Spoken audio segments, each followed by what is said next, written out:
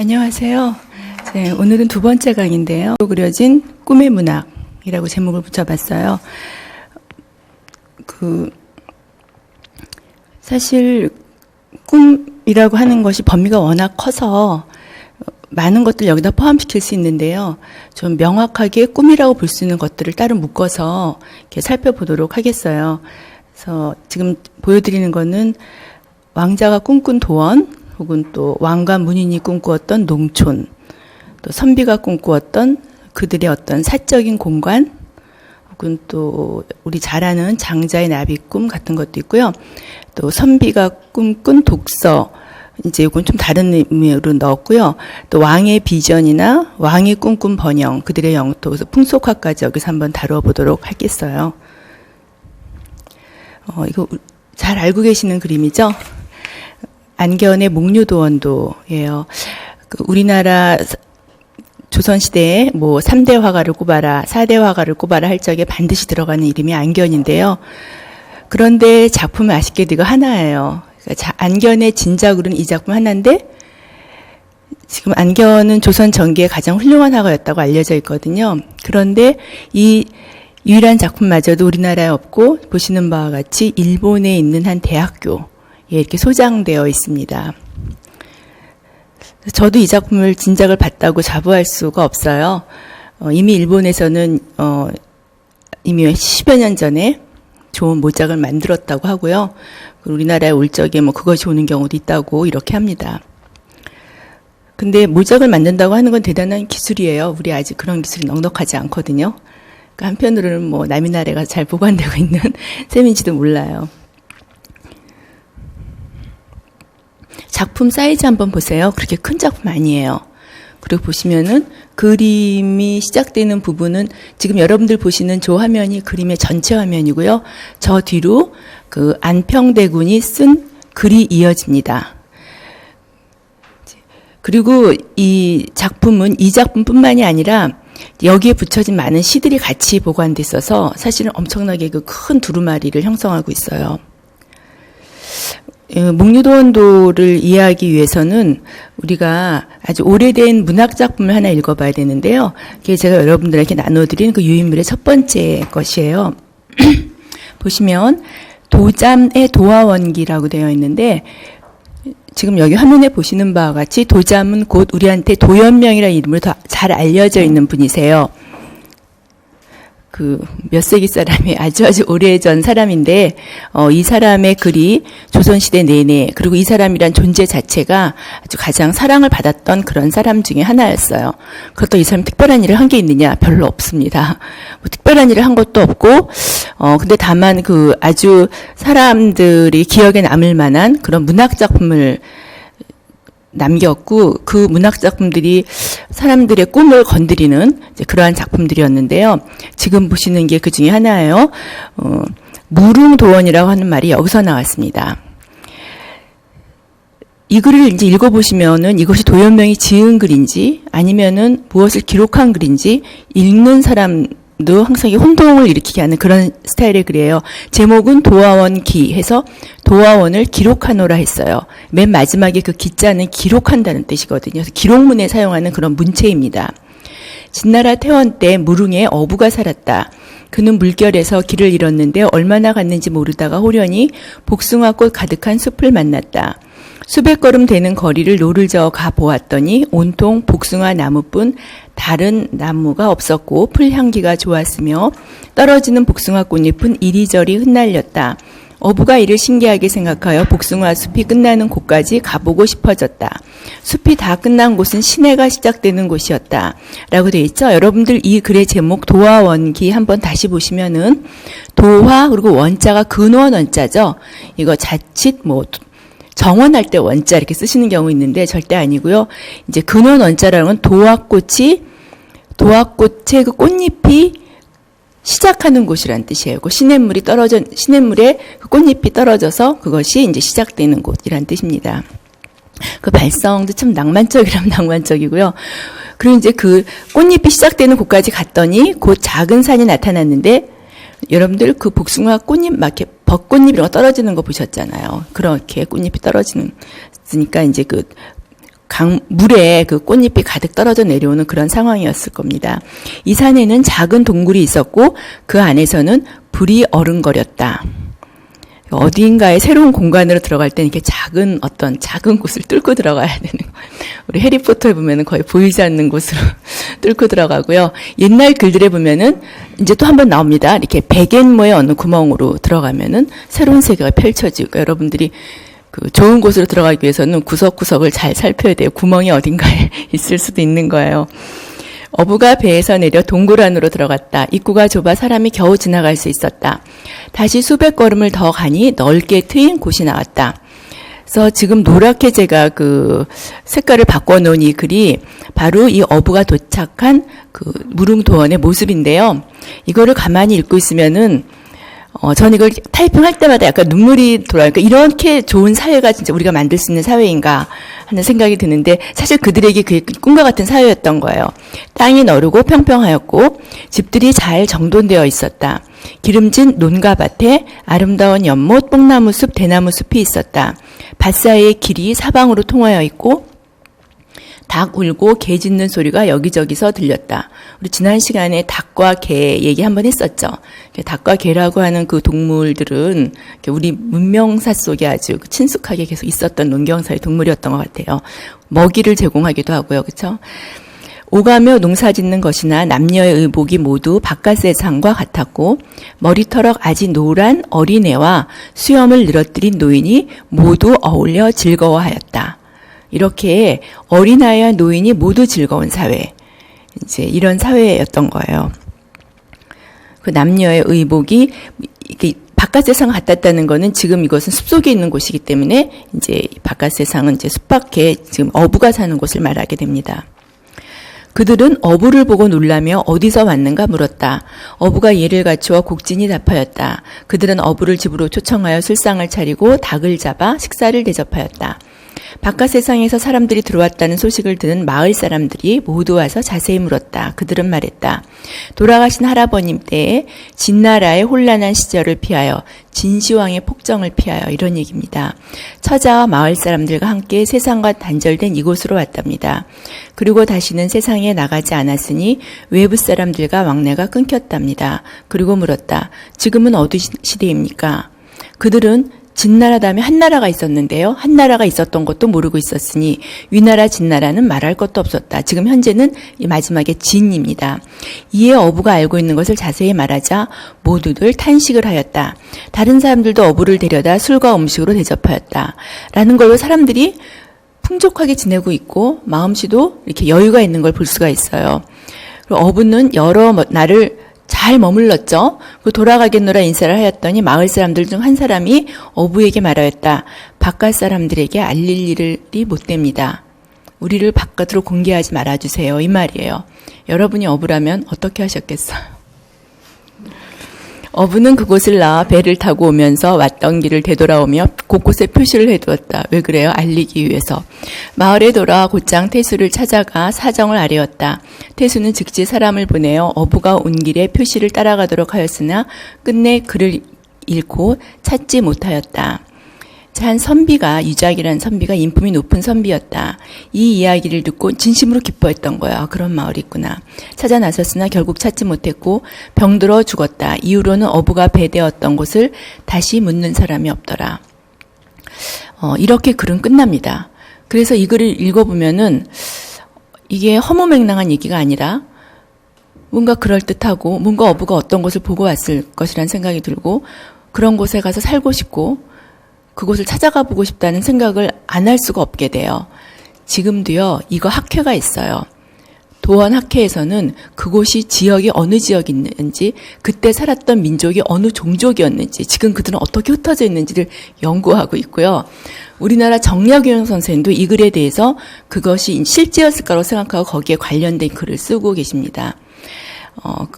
그렇지만 이게 아주 오래된 글이고, 그리고 이미 이 글 이후에 당나라, 송나라에서 특히 이제 당나라에서 이것은 이제 거의 신선마을처럼 이렇게 취급이 되고 상상의 곳으로 인정이 되면서 그냥 우리가 과학적으로 생각하기에는 동아시아의 중국의 동아시아의 어떤 유토피아의 이미지라고 이렇게 생각을 해볼 수가 있죠. 근데 흥미로운 건 아주 작은 마을이었다는 거예요.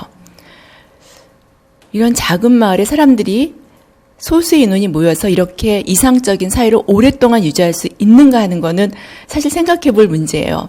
우리 파리대왕이라든지요. 그런 거 보면 어린아이들이 가서도 그렇게 문제를 일으키고 하는 거 보면 이렇게 작은 사회가 이렇게까지 오랜 시간 동안 유지될 수 있는가 역시 꿈의 나라가 아닌가라는 생각이 이렇게 들어요. 도연명이 그림으로 그려진 건데요. 이거 다음 시간에 좀 더 자세히 이제 이 도연명이 등장하는 그림들을 볼 텐데 여러분들한테 말하자면 도연명이란 이 무릉도원을 이야기한 이 도연명의 생활상과 그 사람의 문학 작품은 조선시대 중국, 일본 할 것 없이 진짜 엄청나게 그려졌어요. 진짜 일개 스타였던 그런 분이셨습니다. 이제 그분의 글이고요. 당연히 이제 이 글은 누구나 다 읽었던 글이고 이렇게 생각하게 되는 글인데요.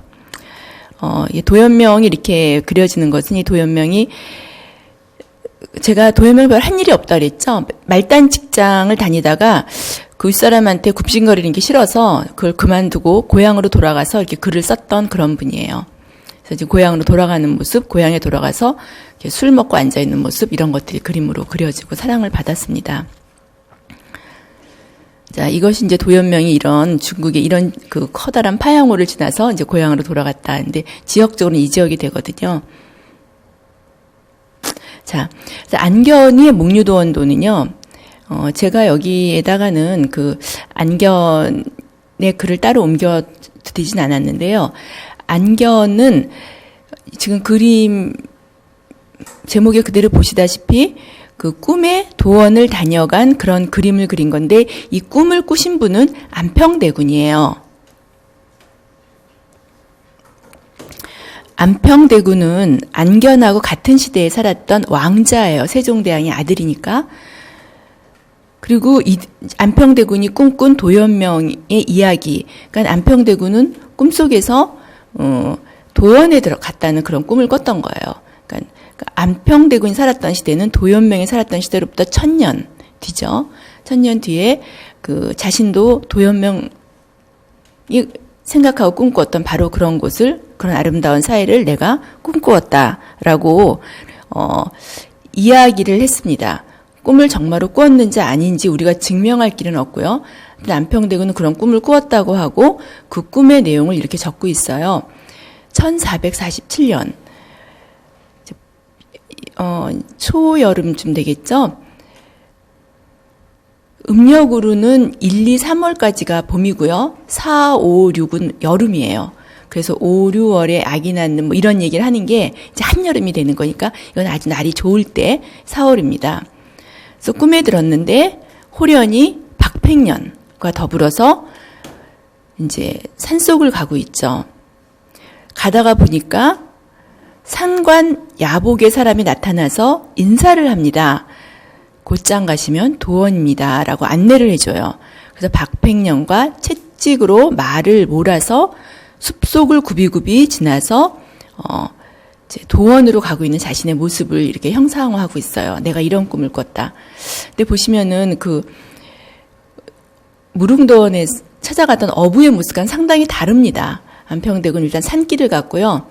그리고 딱 처음에 나는 누구랑 같이 갔다가 지목을 하고 있어요. 난 쟤랑 같이, 박팽년하고 같이 가는데 그것도 도인이 나타나서 나를 안내해 줬어. 그래서 뭔가 그 길을 헤매는 그런 도원의 어부가 아니라 무엇인가 더 씩씩하고 그쵸? 기상이 있는 그런 인물로 표현이 되어 있어요. 골짜기에 들어서니 마을이 있었다라고 얘기하고 그 마을은 그 무릉도원의 그 마을과 비슷한데 사람이 없고 신선마을 같이 그냥 깨끗하더라 이렇게 표현을 했습니다. 그러면은 안견은 참 상상력이 뛰어나서 안평대군 상상력이 뛰어나서 저런 곳을 꿈꾸었나 이렇게 생각이 들 수도 있는데요. 사실은 그 당나라 때 그리고 우리나라 고려시대 때 문인들도 이런 꿈을 꾸었다는 기록을 하고 있어요. 내가 도원에 갔더니 도원에 아무도 없더라. 그러니까 도원이라는 곳이 이제 비었을 거란 사람들이 계속 생각을 하는 거예요. 도연명 사후로 몇백 년이 지나면서 도원을 이제 찾아간들 그곳 마을 사람들은 이미 다 거기를 비우고 다른 데로 갔을 거야 이런 얘기들이 계속 나왔고 도원에 갔더니 비어 있더라. 거기는 텅 비어 있더라. 황폐해 있더라. 뭐 이런 얘기. 또 꿈의 도원에 갔더니 거기는 아무도 없더라. 이런 얘기들이 이미 나오고 있어서 이게 안평대군의 어떤 독창적인 상상은 아니고요. 뭔가 그런 전해오던 도원의 이미지와 또 자신이 알고 있는 변해가는 어떤 도원의 꿈을 자신의 꿈으로 형상화시켜서 이야기를 하고 그걸 그림으로 그리게 한 것을 볼 수가 있고요. 그런데 이제 이 안평대군 꿈에서 흥미로운 것은 한참을 머뭇거려 돌아보니 박팽년에게 말하죠. 이게 정말 도원 맞지? 사실 여기 지금 말할 때 이 근거는 그 당나라 때 시를 근거로 둡니다. 당나라 때 시인들이 이제 한유란 시인이 이렇게 시를 썼거든요. 석가래에 골짜기를 뚫어 집을 지었다든지 도원에다 이렇게 상상을 해서 이제 그런 시기를 읊으면서 여기 도원 맞지라고 하니까 내 뒤에서 갑자기 또 사람이 툭 나타나요. 최항, 신숙주 이름이 거론이 되는 거예요. 꿈을 꿨다고 하면서 이들과 함께 우리는 동운 그래서 이제 한글 편찬에 관련된 이런 발음 정리를 우리는 하고 있었다. 그러니까는 굉장히 그 기상이 팽배한 그래서 내가 박팽년, 신숙주, 또 최양 이런 집현전 그런 기라성 같은 학자들과 함께 이런 일을 하고 있는데 내가 그들과 함께 아주 아름다운 도원을 꿈꾸고 그 다음에 어떻게 하죠? 신발끈을 조이고 즐겁게 구경을 하고 문득 깨었다.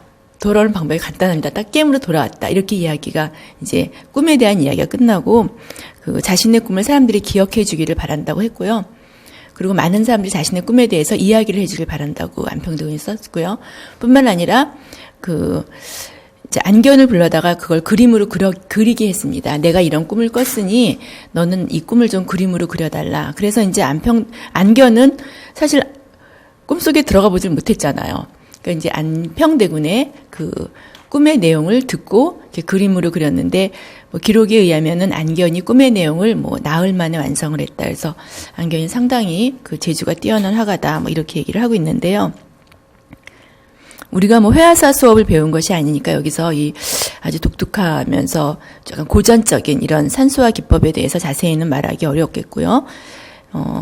이제 보시면은 여기 끝에 그 안견이 내가 가도란 이름이 나오거든요. 즉 썼다고 나오고 있어요. 그래서 보통은 우리가 옛날 그림을 그릴 적에 오른편부터 왼편으로 그리고 왼편 맨 마지막에 뭐 쓰면 쓰는데 이거는 오른편 맨 마지막에 적혀져 있을 뿐만 아니라 이제 이 그림의 내용과 꿈의 내용을 비춰봤을 때 이 그림은 순서가 왼편에서 오른편으로 흐르는 것을 알 수가 있습니다. 그러니까 보통 우리는 지금 신문을 딱 펼치면은 왼편에서 오른편 읽잖아요. 근데 불과 한 몇십 년 전만 해도 신문이고 많은 책이나 을 다 이렇게 오른편에서 왼편으로 읽던 시대가 있었거든요.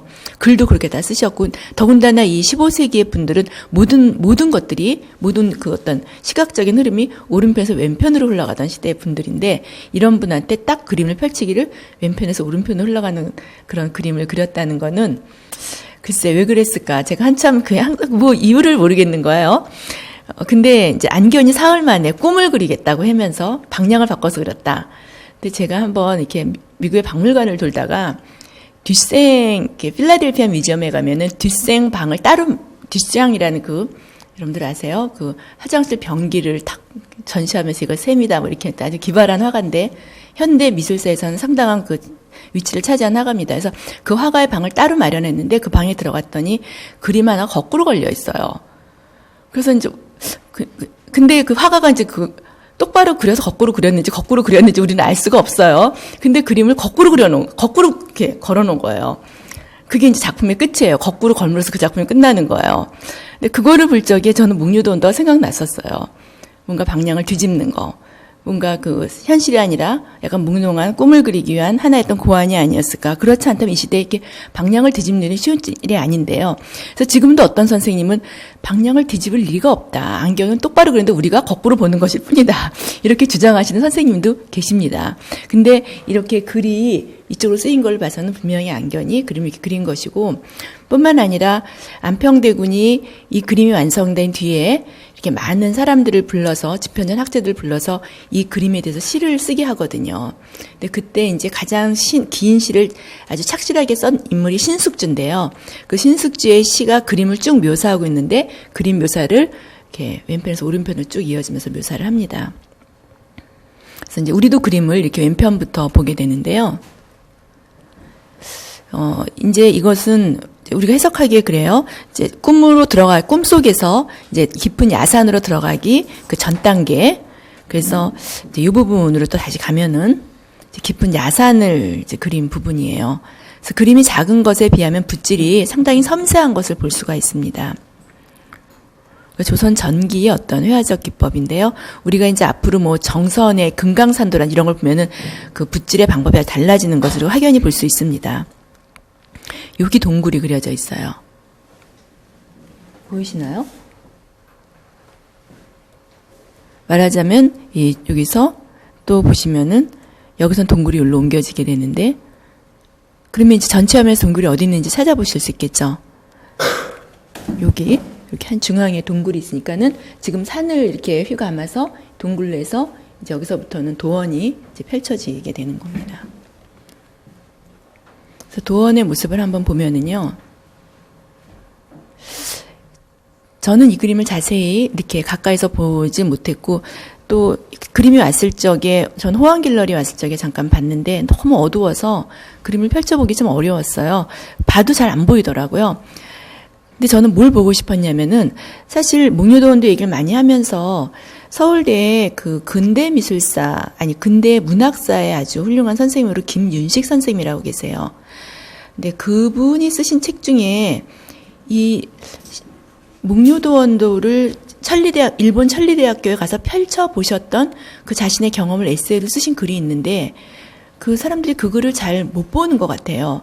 근데 제가 그 글을 읽어본 결과는, 이제 이분이 서울대 교수님이시니까 일본에 가셔서 일본 그 도서관장님한테 직접 부탁을 해서 이제 그 그림을 좀 보여달라. 그래서 그 그림을 펼쳐놨는데, 그 그림이 펼쳐졌을 때 그 자신의 느낌을 쓰기를 황홀했다라고 표현, 금빛이 뭔가 반짝반짝하고 황홀한 느낌이었다라고 쓰고 있거든요.